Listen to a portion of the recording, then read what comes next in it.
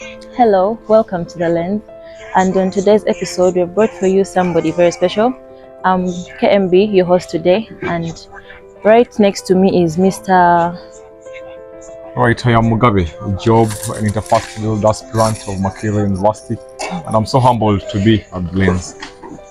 Okay, so Mr. Mugabe Job, before we dive into politics, tell us who is Mugabe Job behind the posters we see.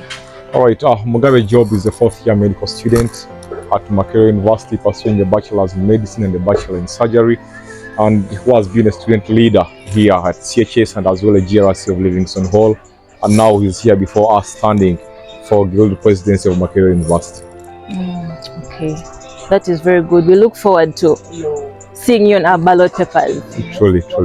So, as you're an aspiring guild president, what are the main problems affecting students at Makerere University, and how do you plan to solve them? All right, so some of the problems which are affecting our students, one is the having no social events fully opened as students. Now, these social events could be foraging heights or any other activities which are involving students, and more so like the ball, which used to take so long, and it used to be carried out even in the night time, continuing for a longer period, and they used to enjoy them a lot. These events are no longer on the ground, we're not having them, and therefore we look forward to fighting for the return and fully opening social events. And as well, the other thing is that we are having malignant policies, some of them, and one of those is the tuition policy, where we are having such as AGs being given on students, and as well where they're supposed to pay a given amount of tuition at a given time of the semester. So we are seeing these as very malignant policies, and we want to say no to them, but rather have better ones and being revised for them to favor students. So, and as well, we find out that government students are receiving very low allowances, that is for food, and as well living out allowances, where they're receiving 4,500. But this is Makerere University, which is the center of Kampala, and most of these commodities of food really are expensive. So we look forward to fighting for this and to assertively request for the increment of our student allowances for the government students. So those are some of the problems, but more are there, and we really look forward to solving them. Yeah, so people are really excited that you've mentioned those problems, but how is your leadership going to solve these problems? Because we have seen many leaderships come and go, and they promise to do these things, but they never do. So how is your leadership going to change? So thank you so much. I've been in leadership, and as well I was a part of the government which was just dissolved.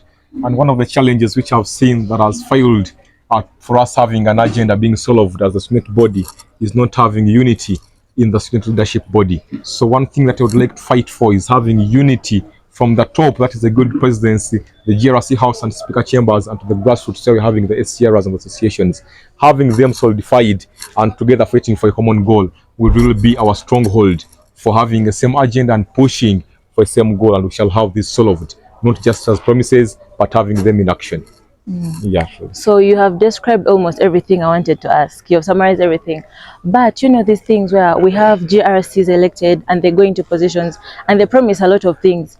So how are you going to be different with handling those GRCs and the grassroots leaders? Because they have proven that they almost do not do their work. Yeah, so on the part of GRCs, one thing that we are planning to do with them is that when they are having some projects to do for their constituencies, we need to actively involve in them. For example, when they are holding up some events, then we need to help, let us say, in advertising them, those projects, so they can be true, and then really have the vibe and the value of them happening. So as a guild president, I would make sure that their projects are really pushed, even if it is finding some sponsors, and as well giving them visibility and the value that they deserve. So we need to work hand in hand with them, because they're the people on the ground and in the constituencies of the students. Yes. Yeah. Thank you very much. This institution is very big, and it's remarkable that there's a very big gap between the administration and the students. So how do you intend to reduce that gap? Yeah, so the gap which we have been having, all that is there between the administration and the students. One, when we plan to have really many sessions. For example, we are having days like Women's Day, which is happening on this Saturday. We need these administrators up there that are there to always come and talk to students directly For example, you can have the dean coming to talk to students and involving in them. Good enough, I've been seeing ELP programs always inviting big people. Like, for example, we had the university council chairperson coming to talk to students directly. So we need to have such sessions where we are inviting these people to come and talk to students and as well be in direct contact with them. This will be of great value. Yes. Yeah. We appreciate you so much. And now, students feel like they should have a say, like they should have a say in whatever happens. But when people are elected, it's like students' voice is forgotten. So how sure are we that when we elect you, our voice will be heard and we shall have a play in your ruling? Yeah, so just like I told you from the start, that the whole body which we are trying to build is a unified body of leadership from the grassroots, where we are having the SCR, we are in direct contact with the students and as well the class representatives in classes and colleges.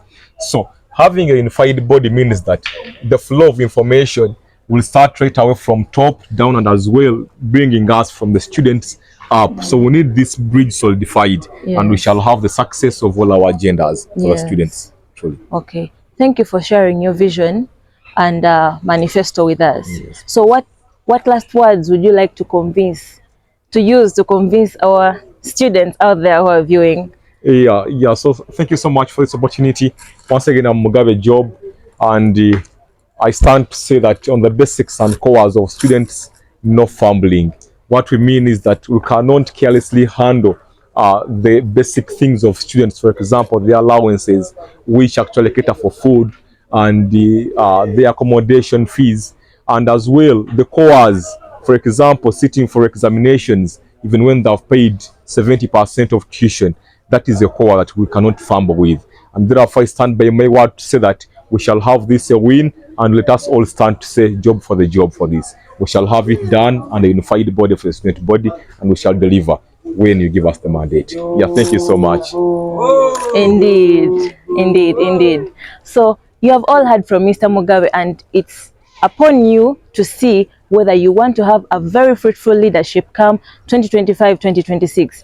And with what he has said, I must say I'm speechless, because there are some things he mentioned that I did not even know about. So make sure you put the right vote in the ballot, because our future matters. And our viewers, remember to subscribe and leave your comments below. If you feel there's something we have not asked him, or there's something you want him to clarify, please tell us in the comments below. Thank you.